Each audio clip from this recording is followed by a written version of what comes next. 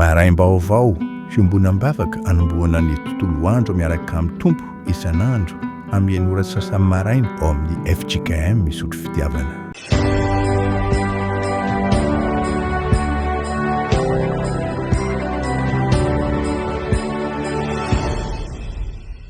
Ampifaliana trano iombonantsika amin'ity maraina ity iraha mandinika soratra masina dia ny salamo fahasivy folo amby zato andininy voalohany hatramin'ny fahavalo no iombonantsika ho teny fiantsona. Salamo fahasivy folo amby zato andininy valo voalohany ho ny mpanao salamo sambatra ny mahitsy lalana izay mandeha araka ny lalan'i Jehova, sambatra izay mitandrina ny teny vavolombelona ka mitady azy amin'ny fo rehetra. Eny izay tsy manao ratsy fa mandeha araka ny lalany. Ianao namoaka ny didinao mba ho tandremana tsara. Engane ka ho tafatoetra ny lalako, hitandremako ny didinao. Dia tsy homenatrao raha mandinika ny didinao rehetra. Hideranao amin'ny itsi-po aho, amin'ny anarako ny fitsipika ao marina. Ny didinao no ho tandremako, aza dia mahafoy ahy ianao. Amen. Hivavaka isika. Faly sady sambatra tokoa zahay ry Tompo satria nentinao amin'ny lala mahitsy rehefa nofoazinao maraina ka tonga eto amin'izao fiaraha-mivavaka izao. Faly koa izahay satria mahatoky fenao Andriamanitra ny famindram-po no mandray anay eto an-tranonao, ko dia mandohalika mitehatratra mitondra ny tsy fahatanteranay tsiraray avy izahay manongata-pamelana aminao. Manonona koa ny fangatahana famindram-po ny ankonanay sy ny mpiara-monina aminay, ny fianakavianay ary ny firenenay sy izao tontolo izao. Eny Tompo, avaozy indray izao rehetra izao, avaozy ny momba anay tsiraray ary avaozy orona marina ao anatinay ny fanainao masina. Izany fanainao masina izany no hitarika anay mandritra ity fotoana ity ka ho zary fanomezam-boninahitranao sy fanovozan-kery aina vaovao enti miatrika ny fiainanay andavanandrony itony fotoana itony. Andinika ny teninao izahay dia ampianaro araka ny sitraky ny fonao. Mitenena Tompo fa miaino izahay mpanomponao. Amen. Samoela voalohany toko faha 10 andininy voalohany hatramin'ny fahatelo. Samoela voalohany toko 10 andininy voalohany hatramin'ny fahatelo. Amin'ny anaran'ny Tompo, ary hoy Samoela tamin'ny Saoly, Jehova naniraka hanositra anao ho mpanjaka ny Israely olony, ho ankehitriny miaino ny tenin'i Jehova ianao. Izao no lazain'i Jehova, tompony maro, ho valiko izay nataon'ny Amalekita tamin'ny Israely, dia nanotriany azy tany an-dalana fony izy niakatra avy tany Egipta, koa mandehana ankehitriny ka mameleza ny Amalekita ary aringano izay rehetra mety ho azy, ka aza asiana miangana fa vonoy avokoa, na lahy na vavy, na ankizy madinika, na zaza minono, na omby, na ondry amanosy, na rameva, na boriky. Amen. Ray masinao manamasinana anay amin'ny famarinana, ny teninao no famarinana. Amen.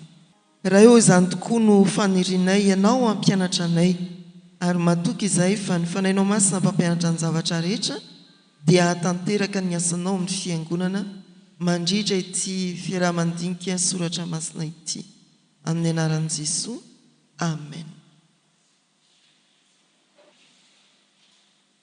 Ao amin'ny Samoela voalohany no hiarahantsika ny fiaraha-mandinika soratra masina araka ny karatra mofinaina vaky teny efa natao teo raha teo. Samoela voalohany toko faha 10 andininy voalohany hatramin'ny fahatelo.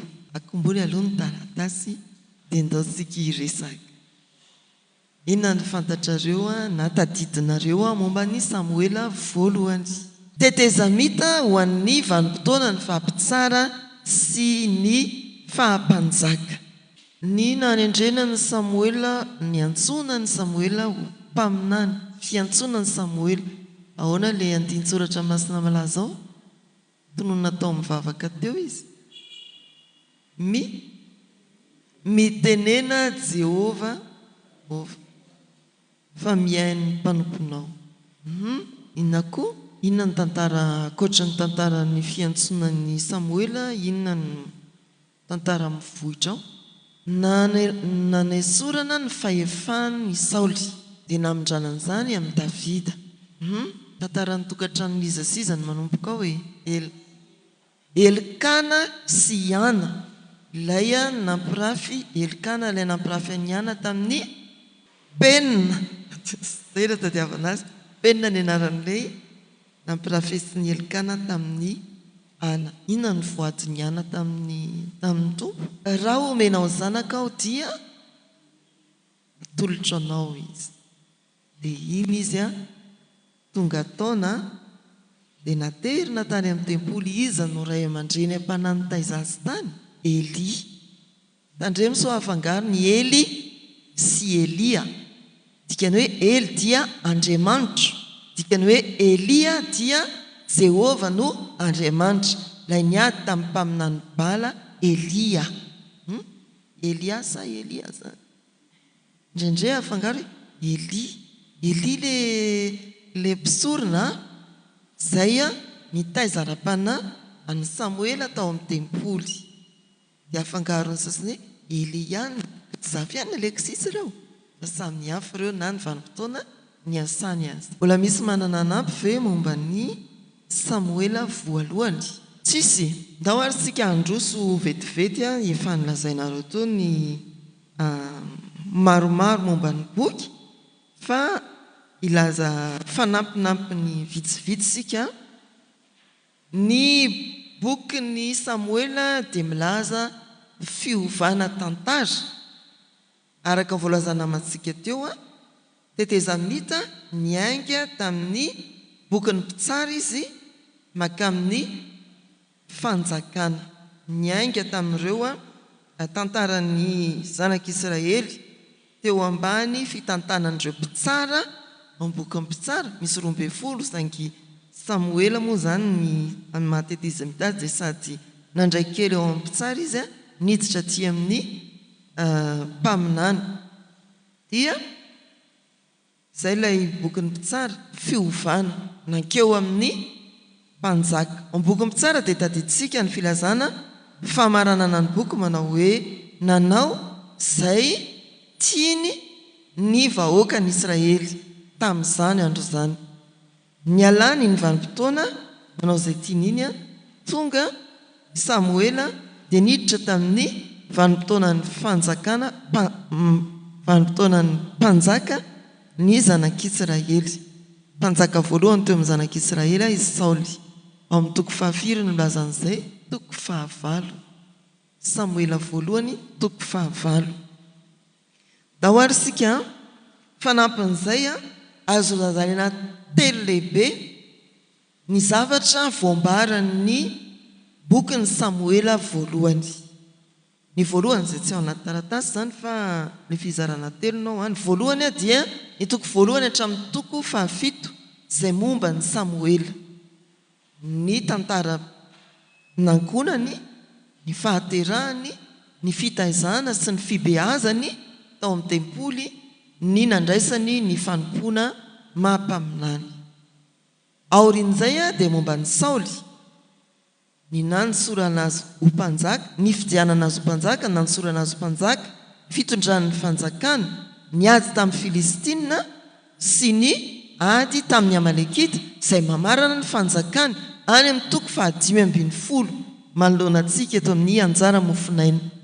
Toko 9 hatramin'ny toko 130 dia ny fanomanana ny Davida hiakatra eo amin'ny fanjakana andimby an'i Saoly, zany hoe ny atsasaky ny boky manontolo dia fitantarana momba ny Davida miomakomana na omakomanina hiakatra eo amin'ny seza fiandrianana. Ao anatin'io ny tantara ny fanenjehan'ny Saoly azy, ny fanavotan'ny Jonatana, fa ao amin'ny 9 hatramin'ny 1:30 zany dia mifanosinao i Saoly mbola eo amin'ny seza fiandrianana, fa Davida efa hiakatra, ary fantatry Saoly tsara fa hiakatra eo amin'ny seza fiandrianana. rehefa naresy ny Filistina Davida dia velom-pialonana i Saoly ny fofo hatrany hatrany ainy Davida izy fa Davida tsy mba izany kosa. Ao amin'ny Samoela faharoa ny boky iray manontolo no manambara ny fanjakan'i Davida nandritra ny 40 taona. Ny bokin'ny Samoela kosa tsy misy filazana mivantana an'izany ao amin'ny boky, fa rehefa dinihana ny tantara ny zanak'Israely, diniantsika ohatra ny bokin'ny Tob, testamentaroa misy andreo filazana vanim-potoana samihafa. Ny tantara ao amin'ny bokin'ny Samoela dia nanomboka teo amin'ny fahateran'ny Samoela hatrany amin'ny fahafatesan'ny Saoly. Izany hoe ny tantara voafintona ao anatin'ny toko 130 dia tantara ny tranga manodidina ny 100 taona. Taony 100 anankiray izany. Teraky Samoela tany amin'ny taona 1100 talohan'i Jesoa, maty Saoly tamin'ny taona 1010 teo eo na 1005 talohan'i Jesoa, talohan'ny taonan'i Jesoa. Dia izay ny hoe manodidina ny 100 taona. Io izany ny faharetana io tantara mizara telo io momba ny Samoela, momba ny Saoly ary momba ny Davida. Aza toroina fa ny momba ny Davida dia arivo taona talohan'ny Kristy. Arivo taona talohan'ny Kristy Davida, teo amin'ny Davida dia efa nipetraka ny teny faminaniana momba ilay solofin'i Jesoa Kristy. Aza maika izany hoe roviana ihany ary ny farany ity zao tontolo izao ity fa anarivorivo taona ny tantara ny teny fikasan'Andriamanitra indraindray vao tanteraka, misy ny sasany vetivety eo dia tanteraka. Izay no fizarana telo lehibe. Fa raha lazaina hoe milaza olona anankitelo ngezabe ny bokin'ny Samoela dia tsy tokony adonina koa ny tantaran'i Eli ao anatin'ny bokin'ny Samoela izay tafiditra any amin'ny toko 1 hatramin'ny toko 7 momba ny fiantsoana sy ny fanabeazana an'i Samoela.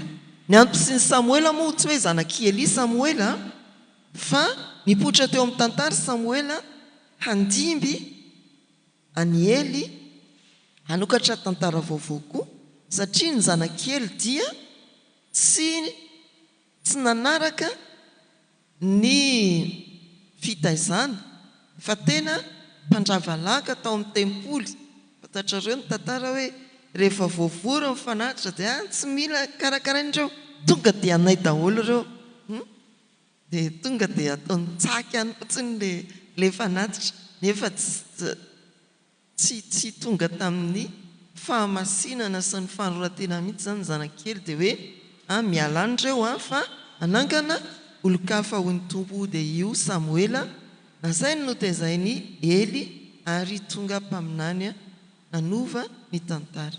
Ao anatin'ny bokin'ny Samoela araka izany misy fadimbiasana fitariana samihafa. Samoela nandimby naka ny fitariana tokony ho an'ny zanak'i Eli. I Davida naka ny fitariana tokony ho an'ny Saoly.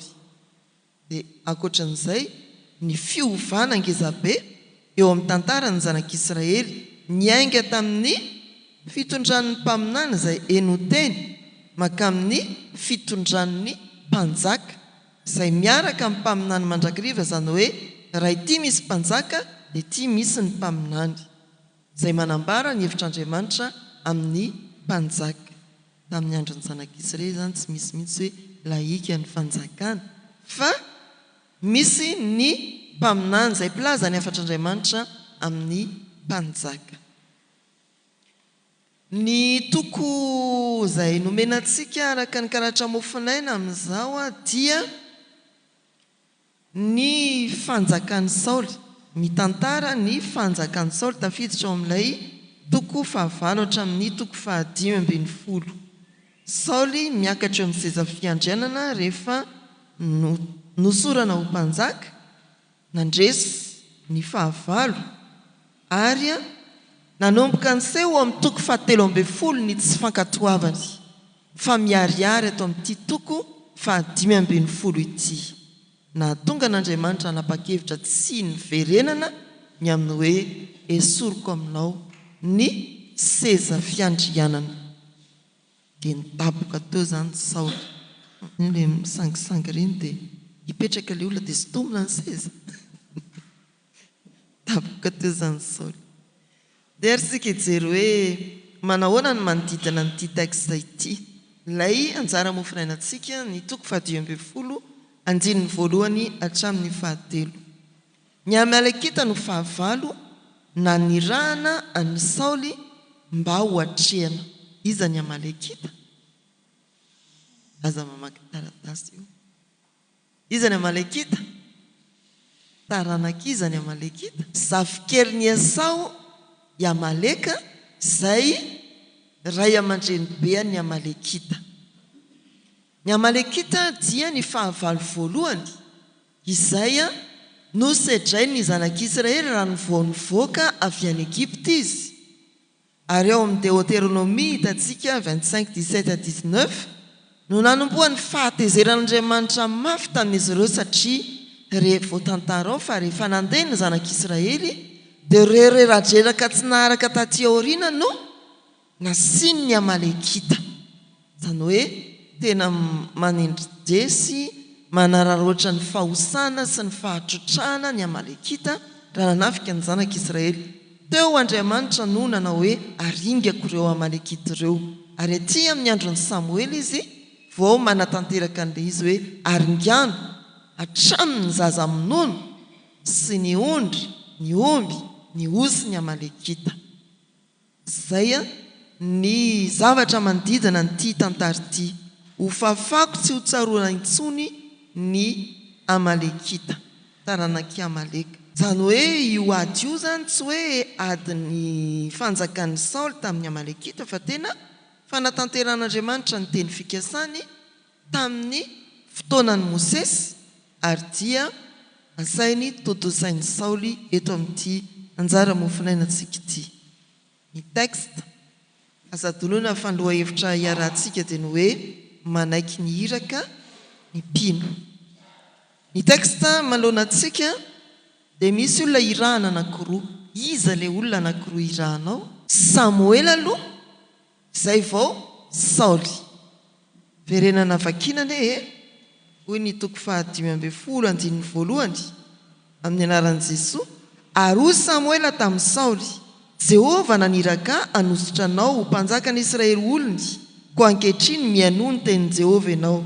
Izao ny lazain'i Jehova tompony maro, ho valiako izay nataon'ny Amalekita amin'ny Israely, dia nanotrehany azy tany an-dalana fony izy niakatra avy tany Egypta, ko mandehana ankehitriny ka mameleza ny Amalekita.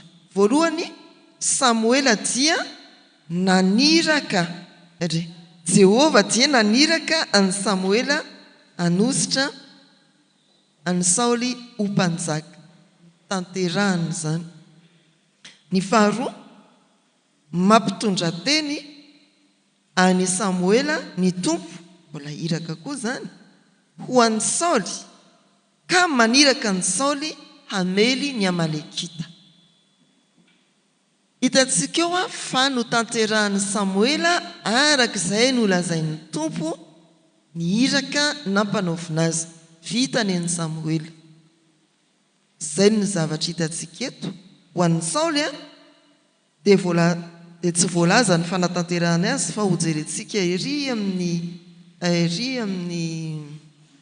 faefatra arivo eto toyan'ny texte. Ho an'ny Saoly zany dia jerentsika rehefa avy eo hoe ahoana tokoa ny fanatanterahany izy io. Ho an'ny andininy voalohany hoy Samuela: Jehova naniraka. Samuela dia tsy miteny amin'ny heviny fa niteny arak'izay nampitondrainy ny tompo, mpitondra hafatra izy. Ny Saoly dia iraka anatanteraka ny hafatra nampitondrainy. Samuela iraka mpitondra hafatra, ankoatra iraka fanosorana an'i Saoly ho mpanjaka, iraka mpitondra hafatra mampaminany azy, fa i Saoly mpanjaka dia mpanatanteraka ny hafatra. Vitany Samuela ny iraka nampanaovina azy, nanaiky ny iraka Samuela.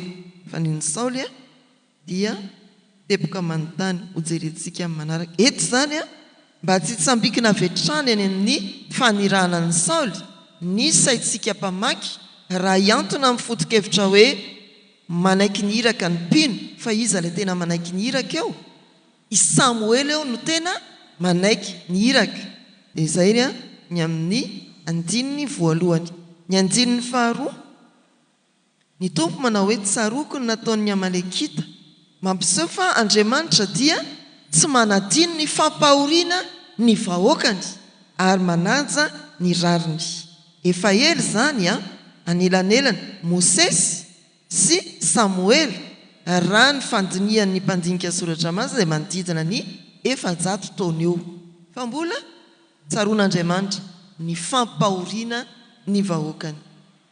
Andininy fahatelo, mazava ny baiko, mandihana ary ngano, aza misy maninona moa ary ngano izay rehetra mety ho azy, aza sina miangana, ary ngano aza sina miangana. Tsy misy fampirarahana. Izay ny andininy fahatelo. Izay ilay iraka ampanaovina any Saoly mpanjaka hitarika ny fireneny hiady amin'ny Amalekita. Misy ireo voambolana anankitelo atao anatin'ity teksta ity no hoe naniraka amin'ny teny Hebreo hitantsika eo, mampatsiahy ny fitafiana malagasy. Fitafiana malagasy ko tsisy nanao fitafiana malagasy tena izy. Shalaka hoy ny teny Hebreo ny hoe maniraka, mandefa, manendry, manome iraka na baiko. Ny iraka amin'izay fotoana izay dia tsy azo ovaina, izany hoe tsy analana, tsy anampiana na ovaina. Efa miova izy raha analana, efa miova izy raha anampiana, fa ny tena hoe tena novaina tanteraka koa dia manova izany. Tsy afaka manova ny havatra ny iraka. Henoy no hoe miaino ara-baiboly, efa verimberina amintsika foana, dia tsy hoe efa rekotry ny zobakaka, fitenin'ny zobakaka, fa eno ary ankatoavina sy iainana. Ny hoe miaino sy mankatoa amin'ny baiboly dia mitovy ihany. Raha miteny ny verimberina ny tompo ao amin'ny Deutéronomie manao hoe miaino ry Israely, izay midika ny hoe mankatoava ry Israely. Tsy herenesina fotsiny fa tanterahana. Onao ny soratra masina, tsy ho mpiaino manadino ka mitaka ny tenantsika isika. Miaino egalina mankatoa amin'ny baiboly. Ary ngano ataovy herema, izany hoe tena atokany tanteraka ao an'Andriamanitra amin'ny alalan'ny fandringanana. Tsy azo andrimbinana, ary io ilay nahavoan'ny Saoly eto, fa tena arak'izay anirin'Andriamanitra azy, aringana, atao herema. Inary ny foto-kevitra atao anatin'ity teksta ity. Ny voalohany, ny fanekena nirak'Andriamanitra dia fanatanterahana antsakany sy andavany, izay no lazainy. Fanatanterahana tanteraka ny sitrapony, fa tsy fanotsiana arak'izay hitiavan'ny olona azy. Ary amin'ny fampitandremana sika dia eritreritra tsara hoe ahoana tokoa ity fiainantsika ity so dia tahaka ny Saoly tsika. Miasa mafetony hoe efa niala ny seza fiandrianana, efa niala tamintsika ny tompo. Atao anatin'izao teksta izao dia mazava fa Andriamanitra ny tompo ny iraka. Jehova naniraka, nanositra sy nampitondra hafatra. Ary ao anatin'izany tsy an'ny olona nirahana ny asa fa an'ny mpaniraka. Mpanatanteraka ny asa ihany ny olona nirahana. Io ny asa nirahana anao dia tanterao fa tsy anao io asa io, fa olona nirahana ianao. Raha nirahana sika hoe hividy siramamy, sira nentinao miverina eo, na hoe siramamy 1 kilao dia ataoko 1 kilao sasany fa nidina be ny vidin'ny siramamy, na hoe ataoko atsasany fa ohatran'ny robaroba loatra 1 kilao izany. Izay no nanirahanao dia tanterahanao arak'izay nolazaina. Ny faharoa, ny iraka dia in'ilay hoe tsy azo ovaina. Dia hitantsika ery amin'ny fahaefatra ery fa misy nanova io iraka io, ary Saoly nanova azy. In'izany ilay hoe tsaratsara koa, dia maninona nefa raha nataoko an'izao ilay izy? Inona izao maharatsy an'izany? indray rehefa irahana ny olona anankiray ka nieritreritra hoe tsaratsara koa ny tahaka izao dia bety izy dia hoe dia naninona anome ohatra nanatetika asa anankiray ny sampana anankiray dia tonga tany amin'ilay famangina olona mila vonjy tany amin'ny zazakamboty dia efa io ny teti-bola tonga tany iny izy dia nampalahelo be daholo le olona mivangina dia nampitomboany ny fanomezana nalainy tao amin'ny vola ny fikambanana no ny tonga ary dia hoe fa ahoany ity ka nampalahikely be mihitsika ry zareo hoe tsy mety ny natao inona ny tsy mapety ny nataoko fiantranana izany e tezitra izy azonareo hoe zay zany le izy hoe ie mety hoe nentsipo ianao arary ndranampiana fatria tsika mondraindray rehefa miasa sika vengona dia mahitriitra izay rehefa tena mahita maso hoe aika tsy isy dikany le paty arivo isan'ny fosiny aty amintsika fa ary zareo any kay mampalahelo be rehefa tena mahita sika dia mihetsika ny fotsika tsy azo atao an'izany rehefa zay ny rahana hoe paty arivo dia tonga ny solo tena atsika ma hay ndao ampiny alaivindray le vola am-piangona allo pitan-tsoratra ny vola sy pitelvola mamoafa enjana be ka le tsy hoe ratsy lay nampitombo fa lay tsy nanao araka ny nanirahana ny fahadisoana dia zay ny hoe io tsy azona hovaina ny iraka Andriamanitra na nalàna na nampiana dia tsy azo atao zany ny sitrapon'olombelona zany tsy hoe andeha atsaraiko ilay sitrapon'Andriamanitra zay moa zany ny fehezanteny io ny fahatelo dia ambaran'izao soratra masina izao eny amin'ny manodidina azy fa ny fankatoavana no lehibe no ny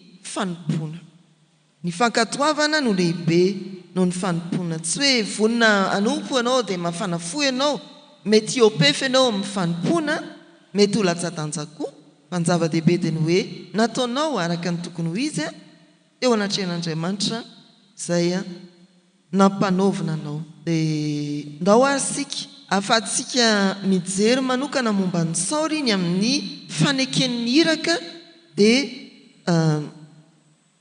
hijery ambangivangony tsy hamaky ny toyiny sika fa hatrany amin'ny 19 ifanambaran'Andriamanitra ny fanapa-keviny tsy miverina zao ny tantara rehefa nandeha niady izy novorian'ny vahoaka dia niady izy rehefa resiny Amalekita dia nalainy ny mpanjaka sy ny biby tsara nanatanteraka iraka izy sa tsy nanatanteraka nanao izy fa tsy araka ny voalazan'Andriamanitra hoe aringano aza tao misy miangana ny tsaratsara dia nalainy ary ny mpanjaka dia no azoniny tsy naringany jereo tsara fa tena hoe hatrany fotony mihitsy mbola zaza aminono aringano daholo tena hoe fongorana tanteraka zany ny Amalekita fa ny reny be tantely tsy ny fongorana ny tsaratsara tao dia fatipatenana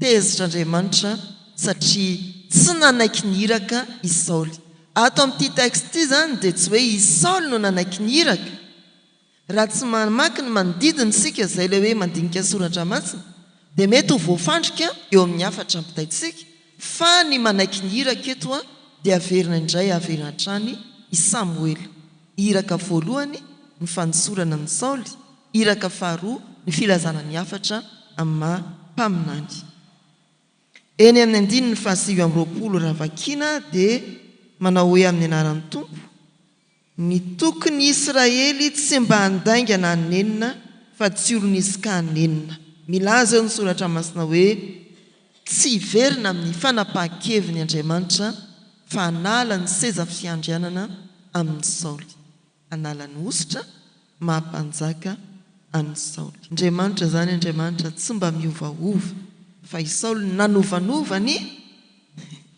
iraka nampanaovan'Andriamanitra misy fampitandremana anankitelo ety ampamaraparana voalohany tandremo no hoe manaiky iraka sika fa manao ampahapahany fa tsy manao azy manontolo ho an'izay rehetra nandrozy teo amin'ny alitara nanaiky iraka ka manao ampahampahany fa tsy manao manontolo saintsainy no riavana ny tantarany Saoly. Nandeha niaty Saoly na resy izy fa tsy ny vitainy tanteraka araka ny sitrapon'Andriamanitra niraka nampanovina azy dikany menjera amin'ny seza fiandrianana izy. Mba ho modimody mihitsy sika nanao fanekena hoe tena vitako ve nampanovin'Andriamanitra. Mandiny teny zany sika manoloana nyity tantara fanirahana ny Saoly ity sy ny tohiny araka ny voalaza teo 4 hatrany ny 7. Ataovy manontolo raha fanekena 7 dedin'io tsirairay mbitsy. Raha fanekena 8 ny mitandrina lasa 8 satria any amin'ny 9 manao hoe hijanona ho mpitandrina FJKM mandrakizay. Dia hoe lazanao sektako mantsy. Fanekena iny azoniny iny. Mandinika zany zay nanao fanekena batisa, pandra, ifanompona samihafa, dekona, toriteny, katekiste, mpiandry sy ny sise. Mandinika retsika sao dia efa niala tamintsika le ositra fa tsy manatanteraka araka ny tokony ho izy tsika. Mampatahotra ny faharoa tandremo asolinao ny fankatoavana ny fanompona. Zany hoe eo ianao dia mafana fo dia mafana fo dia mafana fo amin'ny ampahany nefa misy tsy ankatoavinao. Amin'ny lafiny ara-pitondratena indray mety hoe mafana fo tanteraka ianao eny vitanao ny fanekena 7 fa any amin'ny lafiny ara-panahy fitondratena ny fijoroana araka ny sitrapon'Andriamanitra amin'ny fiainanao ianao dia vo tandremo koa zay. Misy zay iombonana voavaka amin'ny fanomponana ny soran'Andriamanitra, voavaka ianao amin'ny fanomponana ny soran'Andriamanitra anao, samy manatanteraka niraka nampanaovana antsika isika. Fa misy zay iombonana dia ny faneken'Andriamanitra tamintsika miainga any amin'ny voan'ny ala tany Egipta zanak'Israely dia io ny vato fisaka misy ny dity 10, io ny fanekena vaovao miaraka amin'ny Jesosy zay ambarany hoe tsy tonga aninona ozy izy fa anatanteraka, tsy andrava aho fa anatanteraka. Zany hoe tsy miala amin'izay efa tany aloha fa manamafy i Jesosy Kristy. Dia tandremo azo pakapanahy isika hoe vitako daholo zay le fanompony fa manahoana kosa ny lafiny ara-pitondratena ny etsika anao eo amin'ny fanomponao an'Andriamanitra. Fitandremana fahatelo tandremo ny eritreritra hoe ampy ny ampahany. Hatreloha ny vita iteo indray aza manao ampahampahany fa fenoya ny anjara kapokanao. Hoy ny soratra masina diso amin'ny ray loha dia diso amin'izy rehetra. Raha ohatra zany ka hoe manala BBC vao tsy voavalinao fanontaniana ray tonga dia hoy ny mpitsara 0 ao amin'ny tompo zany. Iny ilay hoe mitovy ihany ry havana ny mandika ny didy 9 sy ny didy 7 izay heveriny tasany mahery vaika kokoa. Dia maivanina koa amin'izany ny didy 1 sy ny didy 4. Mitovy ihany nareo. Diso amin'ny ray ianao dia diso amin'izy rehetra. Inona ary ny feny? Ny afatra lehibe dia izao. Niraka ampanaovin'Andriamanitra dia tanterahana. Io moa zany natao soramandry sady matavitavy mihitsy. Niraka ampanaovin'Andriamanitra dia tsy asiana fanampiny, tsy asiana fanalana, tsy ahitsy fa ny mpanompo mahatoky dia ilay miaino ka manatanteraka tanteraka. Mba hanamafisana ny hevitra dia navoaka ny voambolana hoe manatanteraka tanteraka. Ny tenin'Andriamanitra satria ny fankatoavan'ny porofo lehibe indrindra fa manaiky ny hiraka isika. Tadidio foana hoe raha nirahana ianao hividy paoma sy voasary dia tsy mananasy zavoka ny nentinao satria hoe mora be mananasy zavoka. Paoma sy voasary nandrana derineo ianao paoma sy voasary nentinao.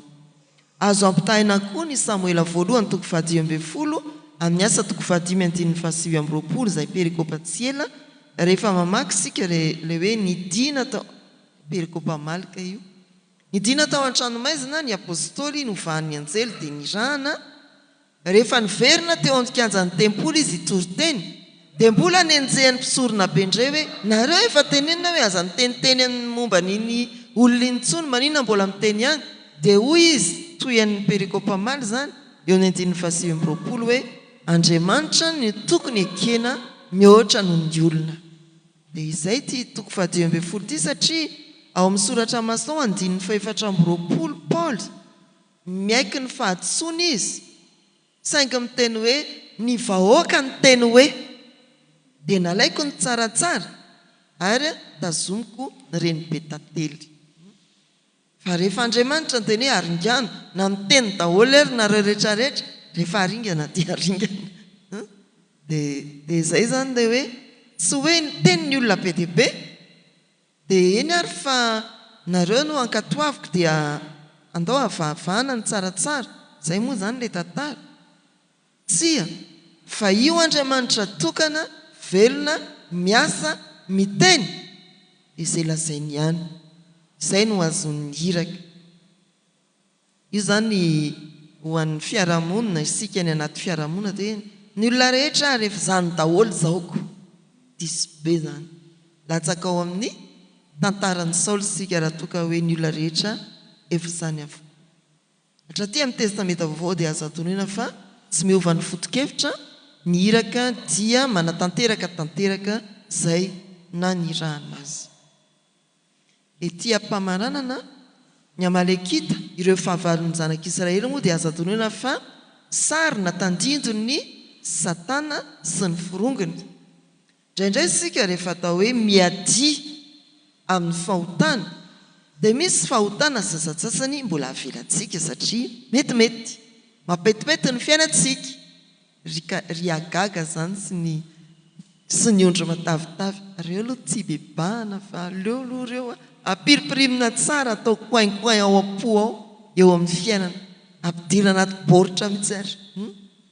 Tsia reseo aringano aza vela isy miangana ny Amalekita. Amin'ny lafiny ara-panahy zany dia isika tsirairay no i Saoly izay irahana tena andringana ifotony hatramin'izay mety ho tsiritsiry ny tsaina ho amin'ny fahotana. Jakoba mampianatra hoe rehefa torotoronina ilay filana dia tonga ota.